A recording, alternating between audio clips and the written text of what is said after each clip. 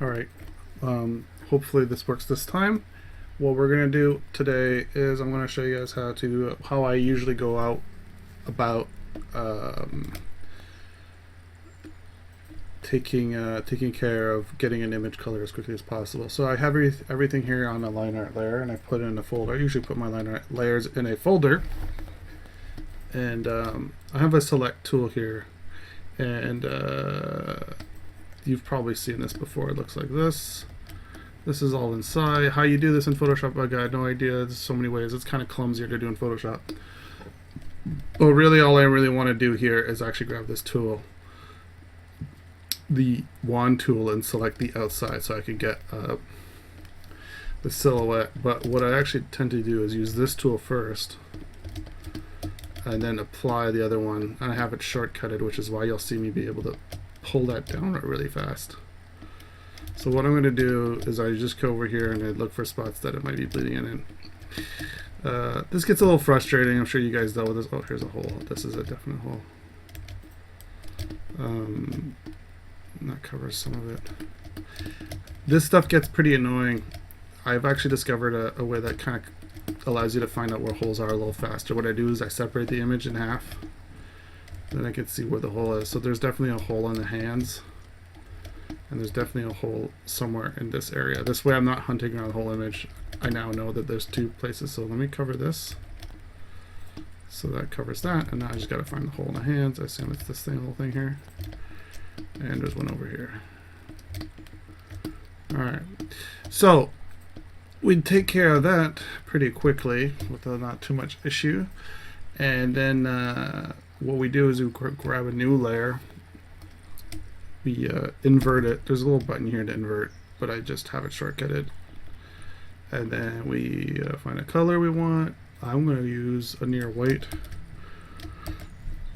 Or then what you do is I use near white and not white so I can see my highlights.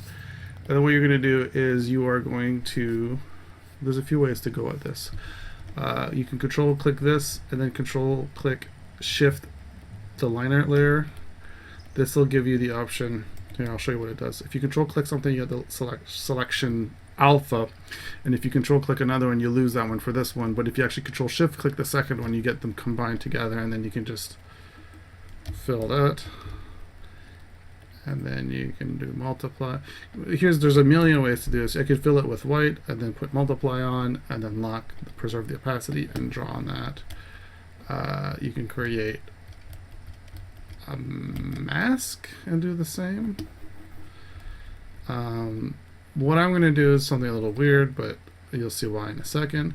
I'm actually just going to create a folder, set the folder to pass through, put the new layer in there, put the mask on that layer, and then put this thing here so that when I draw on this layer, and I'm going to set this to Lumy shade because that's what I want it to be. And we're going to just go for an interesting color. Actually, usually you can color, but if you do your hue and saturation, you can actually find a color you like much quicker. So let's go with let's go with pretty strong and saturate, so we can have a strong contrast. And then you can just go over the image real fast to see how that works. If it offers the values you want. And if you like that, I don't actually like this, so I'm gonna thrust that up a little bit to a different color scheme. And I'm actually going to change this a little bit.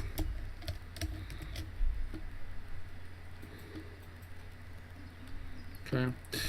And the reason I do this, the reason you do it like this, is because it just looks nice and it's fun.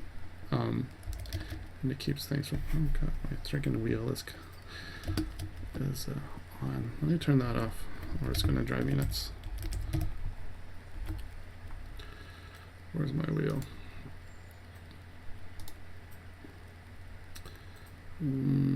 Touch ring, disabled, skip. Oh, I can just skip these. Show touch ring. Alright, we should be done with all this nonsense with touch rings. You know, so you pick a color you like, something that gets you inspired. It can be really anything. It can just be gray. Let's do this if you want. And I'm going to erase everything and just, oh, I'm actually going to not do that. I'm going to erase everything now. And the reason I do this is there's a few reasons, but really it ends up being about the ability to block off sections of your image by drawing them in, and then being able to just bucket fill it. But to set that up inside, what you need to do is you need to ensure that you have the folder selected and set to selection source, and then you need to make sure that your bucket fill is set to selection source, and usually transparency fuzzy, or sometimes strict works with a higher tolerance. So let's try that for now. And then you can just literally, what this allows you to do is to, I think I want the other one.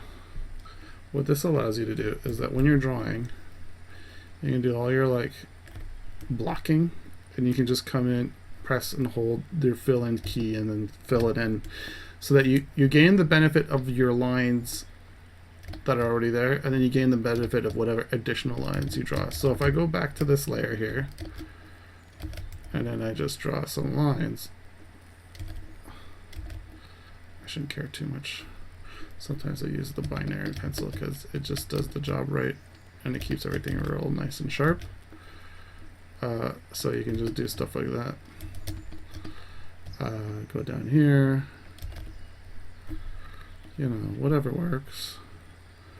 Can't really tell you guys how to fill that all up. You see it, of course, with the not the strict, you get this kind of issue with the edges. So if I go to strict, I'll get the corners better, but then it'll be a little sloppier. So you just come in with your brush, whichever one you think works for this, and you just fill that in. What you're just trying to do is you're just trying to block in your shapes.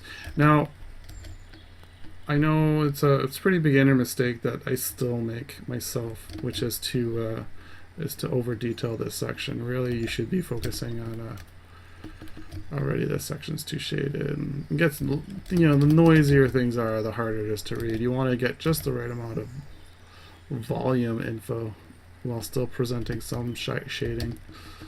So I feel, you know, this shows the most volume and helps like separate the shapes of the hat. But you know, you can always come in later. What I find that has been helping me lately is to keep this here. Let me erase this. Is to keep things really limited on the shading spectrum. So I'll come in, and even this is a little too much.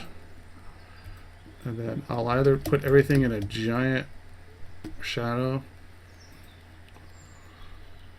or I'll just do a little bit of shading like this, with the intent to come back with another tool here, and I'll just show it to you. It's just a big marker with the opacity set down, and I can come in and do like additional shading.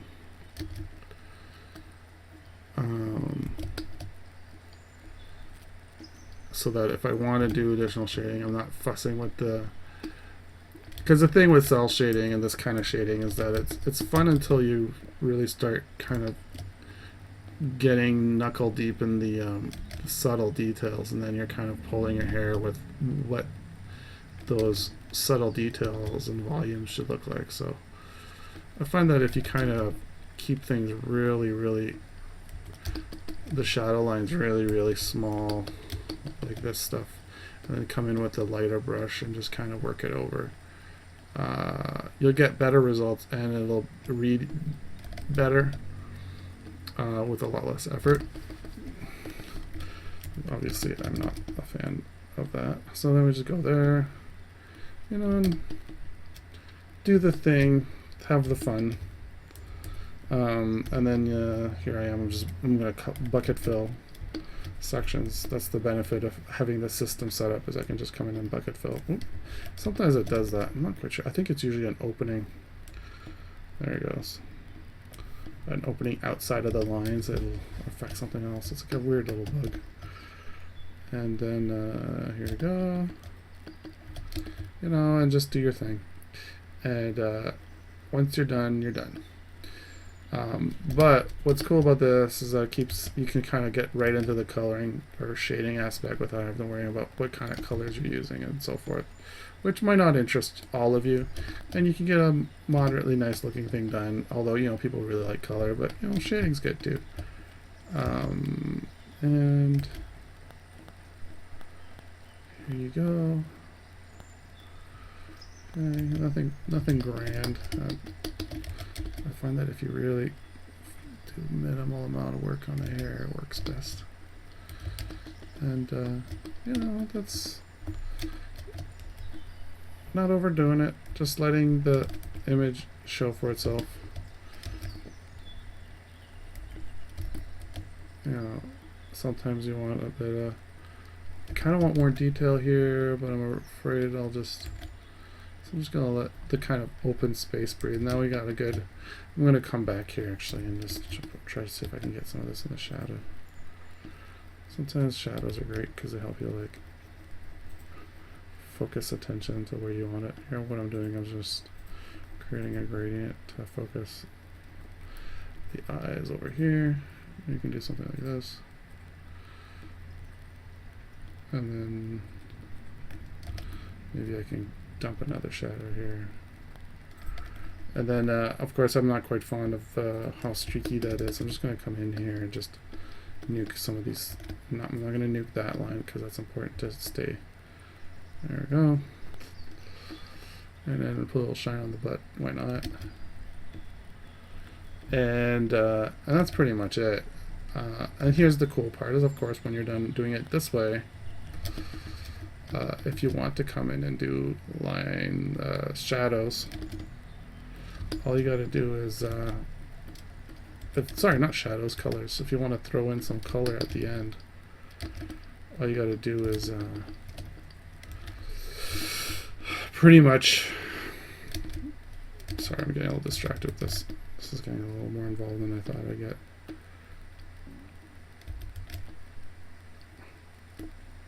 Let's just cut this noise again. It's a little frustrating.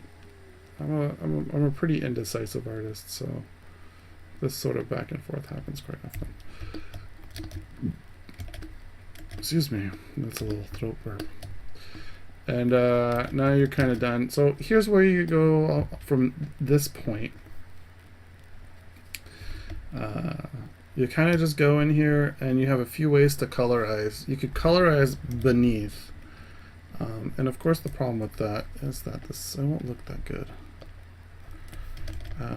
I mean, you could make it look good, and there's no reason, you know, that I gotta hide the shadow there so that I can get the fill, benefits of the fill. For whatever reason. But you wanna, let's get that skin as well done so that we can see it. Okay, so, although to be fair, these are really ugly colors. Let me select these colors first. Color difference. Wow, color difference isn't enough, eh? Hide and just get a nice half decent color there. And then look what it looks like. And it's probably not gonna look that great. It's gonna look kind of muted and ugly, but you know, it doesn't look too bad.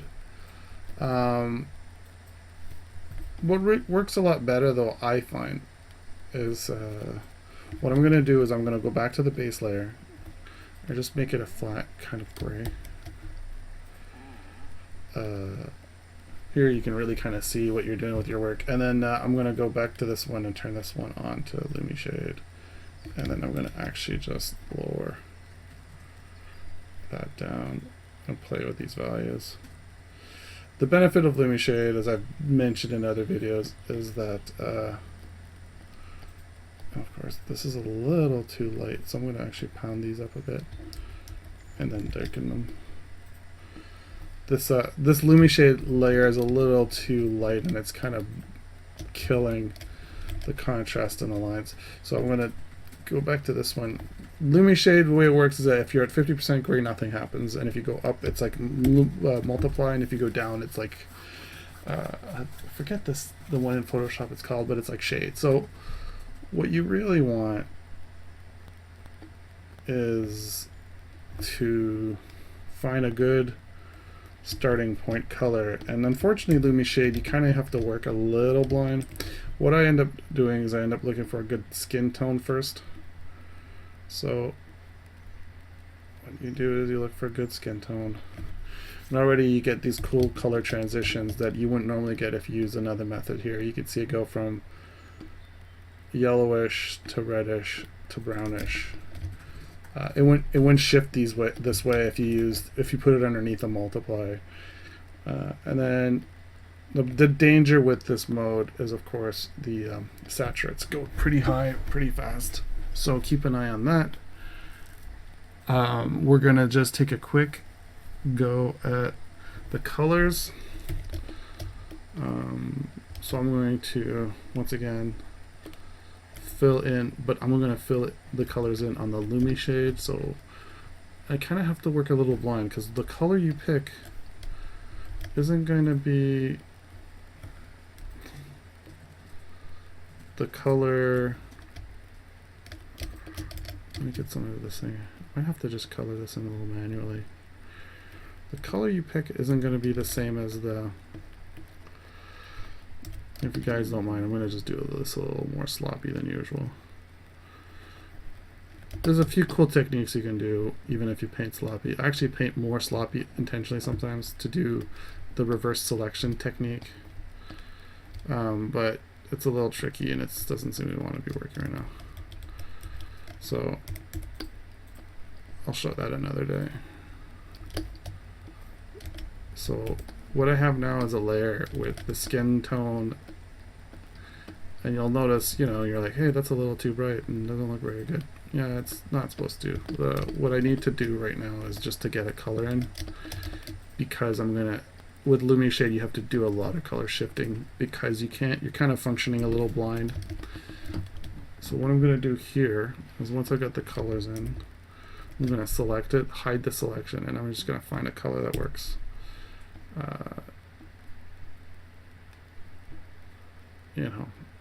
And then you can do the same with the hood, or the whatever other colors. Here I need to get the darks. I need to change that to fuzzy. And then I'm going to just go in and color this. And then I'm going to find this.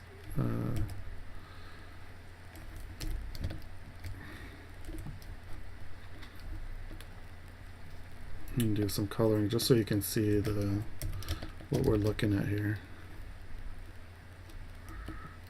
Color wise, sometimes you can get away with this, but it's not letting me. Alright, so let's get these colors in real quick. Maybe I can get this done over here. And and you move around this way. You're coloring everything and with the Lumy shade layer.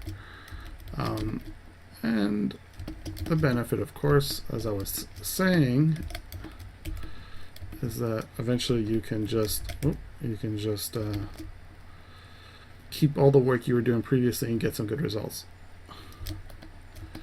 And of course, this actually looks terrible, but I think it's because my back layers are a little too dark. So you can actually see how I have my back layer that was 50% gray. This kind of imparts the whole color of the room. So if I actually go a little lighter. So what you need is, and of course, because that back layer is getting a little too light, my colors get blown out. So I gotta shift the top layer. This has got to be really confusing. I gotta do this again and not confuse you guys so much. I'm just trying to explain what I do, and it seems a little crazy. One of the problems with Lumy shade is it wants to do things really black in the blacks. Preserve color. Maybe I can get some colors in this. Multiply isn't too bad. Sometimes you can get multiply to look good. So here we go. But what I'm trying to show you guys is more the fact that you can function and go pretty far without really destroying anything. Let's go downtown. These colors. See if I can lower the color but increase the brightness. There's a lot of cool things you can do with that sort of deal. But if you give me an opportunity here, I can show you another version I did. Just one second.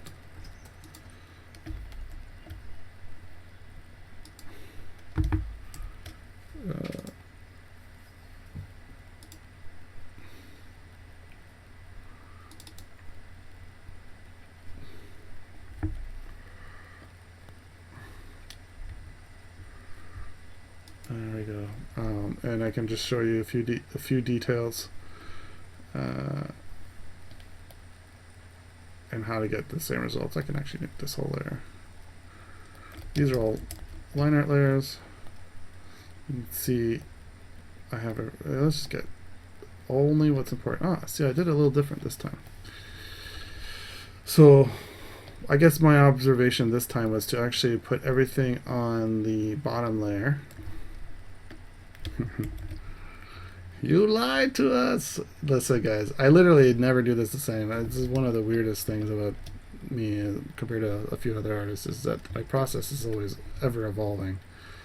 And so what I got here is I have, if I hide the skin layer, you've got basically this, which is a Lumy shade at 80%, but it could be whatever. And if I take the Lumy shade effect off, you can see what it actually is. So it's just this. Alright, and if I go back to Lumy shade, it's this.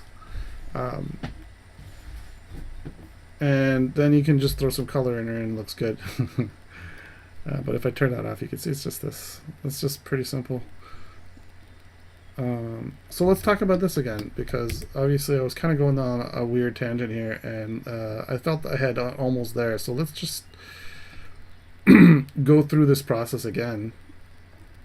In this case, you'll see that it was almost exactly. Actually, let's just duplicate and have it exactly where we're at when I first started. Let's go this. Here's a quick trick to nuking colors. You just go to black and then you pull it back to white. And then you go like this, and then I can just, but since the character ends up being pretty light, actually let's go pretty light. And then let's set this to Lumy shade. And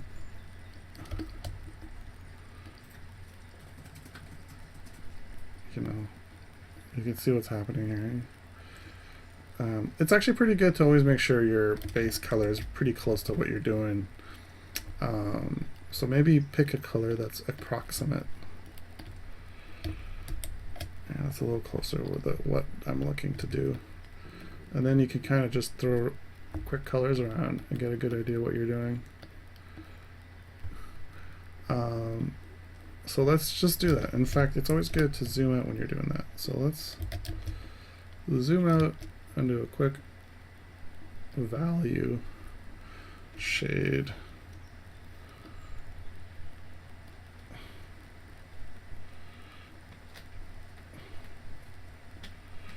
Alright, so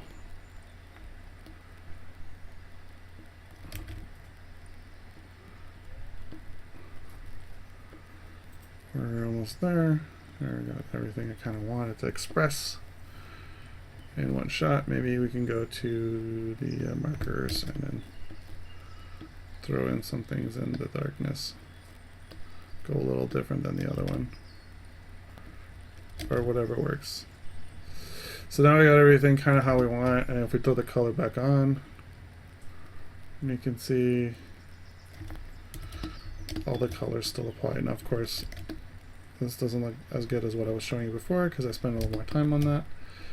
But you can see that that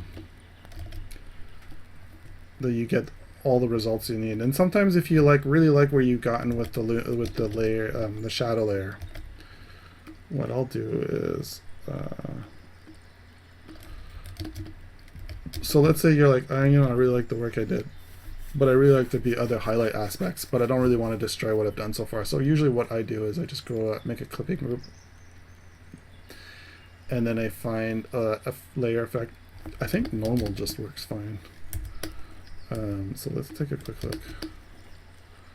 Actually, normal does not work. Oh, it's got to work.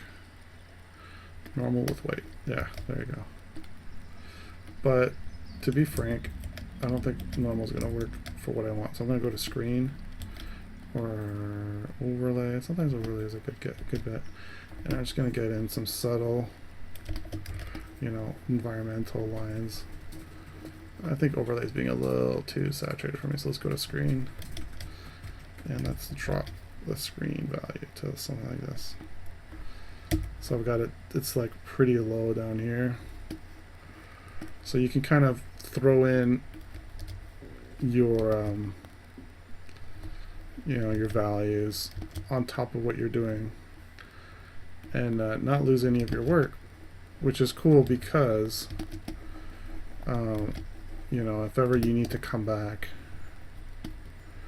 and tweak something, you won't lose the other work. It won't like conflict with what you're doing. So let's say you're like, oh, I was doing this cool shading, but this backlighting, but I really need to erase this, and erase this. It won't affect the backlighting.